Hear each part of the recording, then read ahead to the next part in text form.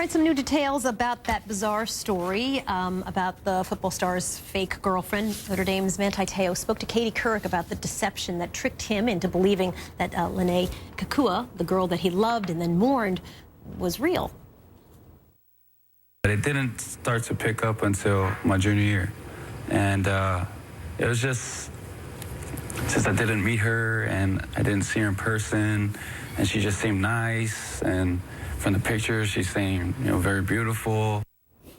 Well, that girl, of course, Lennay Kekua, didn't exist. The real face is of Diane, and despite the photos that were sent to Teo, she says she's never met him or even communicated with him, and she's with us this morning. It's nice to have you. Right. How has your month been? Crazy. Crazy. Definitely unexpected, and it's really difficult to wrap my head around this and to realize that my true identity is going to be hard to take back. Have you ever, you've never heard of Manti? You've never heard of Notre Dame football? You've never heard of BCS game? Right. No, I don't follow college football and definitely don't follow college football girlfriends, so I would have never known. I literally found out last Monday. So tell me, has he called you to apologize? Lennay at 2 Sopo.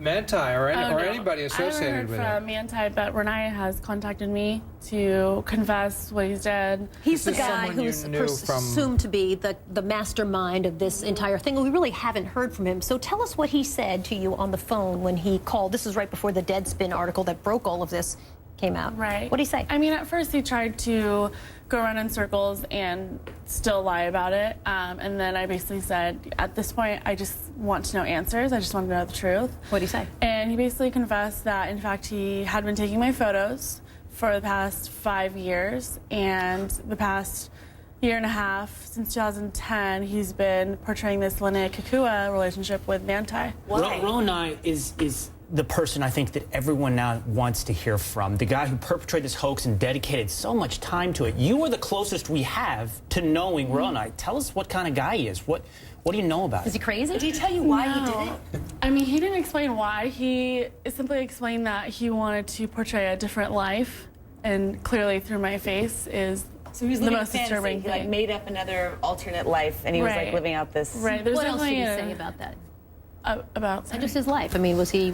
I mean, he seemed, like I said, I don't know him very well, and he seems happy, smiling all the time, seemed upbeat, seemed religious. How do you know him at all? He went to school. Right. He went to my high school. He graduated a year after me. And then since then, I hadn't heard from him since he contacted me in December and involved me. One of the many bizarre things that have come out in this case is a story in the New York Daily News saying that it was his voice on the other end of the phone with Manti. From what you know of this man, could he have ever disguised his voice to sound like a woman for 3 years?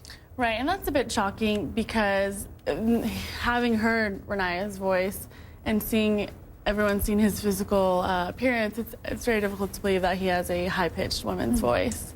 Well, Diane, I hope the future is better for you than the last month has been. Right. I mean, the main lesson that I learned here is that there's definitely a lack of protection in internet privacy, and I actually wrote an op-ed piece in the LA Times that should be out this week that really talks about that, it's very important to realize who your Facebook friends are.